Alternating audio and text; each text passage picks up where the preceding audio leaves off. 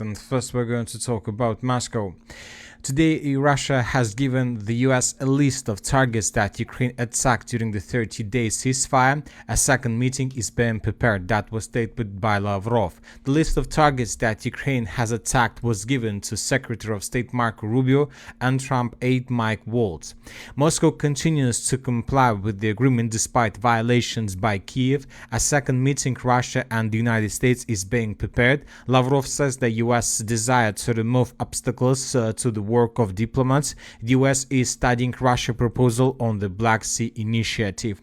So this is the information we are receiving from the Russian Federation. We see that as for now the Russians are not going to quit the ceasefire process completely, but the Russians send a clear signal that if the situation continues developing the same way, most likely they will quit this process.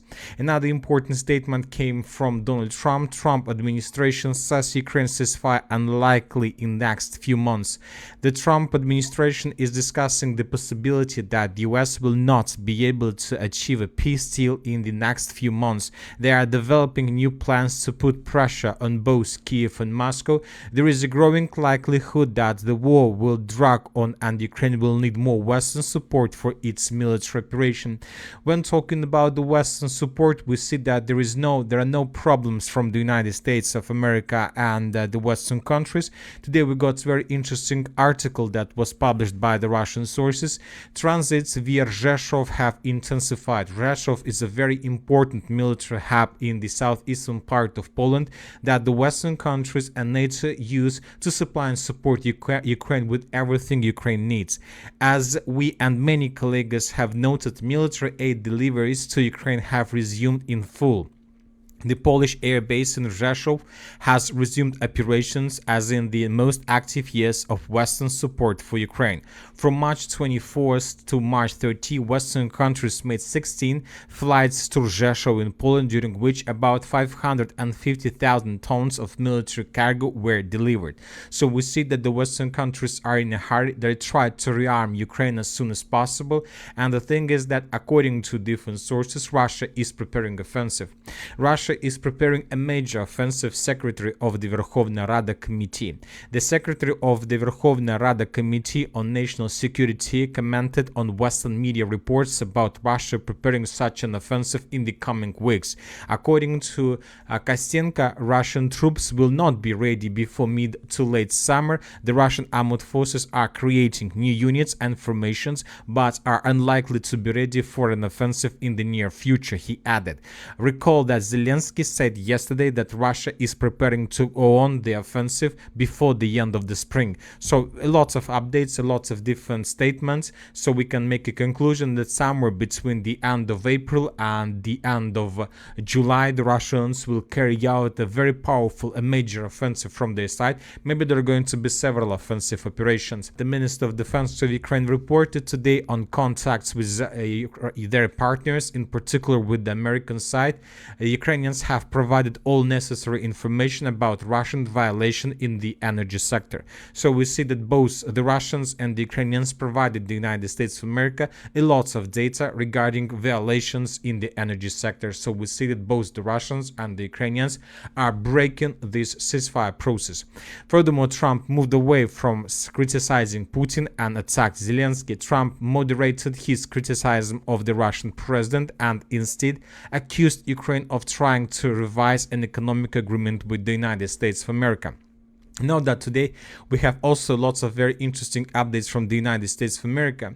We see that the United States of America wants to finish the war in Ukraine as soon as possible. And today we got report that Fox News, citing an informed source, Trump is upset with Putin and believes Russia is stalling on ceasefire talks with Ukraine. Fox News, citing an informed source, banning Russia's shadow fleet carrying inflict oil through the Baltic Sea will be an easy target for Russia. Furthermore, according to information we have, US senators threatened to impose 500% tariffs on countries purchasing Russian oil, gas and uranium if Moscow refuses refuses peace talks. We understand that currently the United States of America is in a hurry because a very huge, probably major war is going to start in the Middle East in the very near future.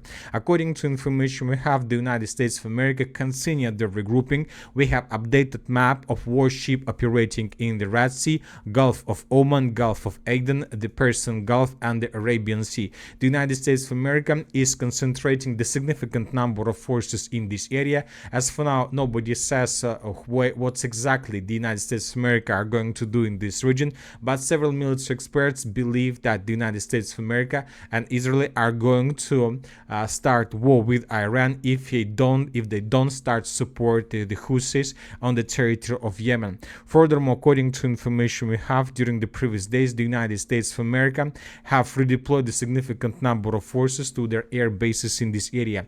The United States is moving 2 Patriot air defense batteries and 1 THAAD missile defense system battery from the U.S. Indo-Pacific Command area of the responsibility to the Central Command area, the Pentagon reported. It is highly likely that the systems will be deployed in areas where the U.S. Army is stationed in the Middle East. Furthermore, according to information we have, 6 B-2 strategic bombers of the 509th Bomb Wing of U.S. Air Force Global Strike Command fly at Diego Garcia Air Base April 1st. At the moment, there is the third of all B-2s in the 509th Air Wing. According to some sources, the number of spirits at the base may be 7 units. So we see that the preparation are ongoing, so that is why the United States of America wants to finish the war in Ukraine as soon as possible, because they understand that this is going to be very difficult to support both wars, war in Ukraine and the war in the Middle East. Now let's return back to Ukraine. During the previous 24 hours, during the previous night, we received lots of very important updates. Once again, both the Russians and the Ukrainians resumed their attacks with drones. The Russians were attacking Ukraine. We received lots of videos from the city of Odessa. Here we can see lots of explosions that took place during the previous night. The Russians were attacking the city of Odessa with a significant number of drones. Furthermore, according to information we have, the Russians attacked the city of Kharkiv. Another batch of videos we got from this territory. Here we can see how civilians were filming explosions from their windows, from their houses. The Russians, according to information we have, attacked different military objects and military facilities, probably some plants that Ukrainians were using to produce weapons. As for the Ukrainian side, they also attacked. Today we got lots of videos from the city of Taganrog, which is located on the way to the city of Rostov-on-Don. Here we can see the consequences of Ukrainian attack on the city with drones, and furthermore Ukrainians attacked also the city of Kursk. So we see that after a very short pause, both sides, the Russians and the Ukrainians, resumed their attacks deep inside of the territories of each other. We believe that these attacks will only intensify. Now let's discuss the situation on the ground, and first let's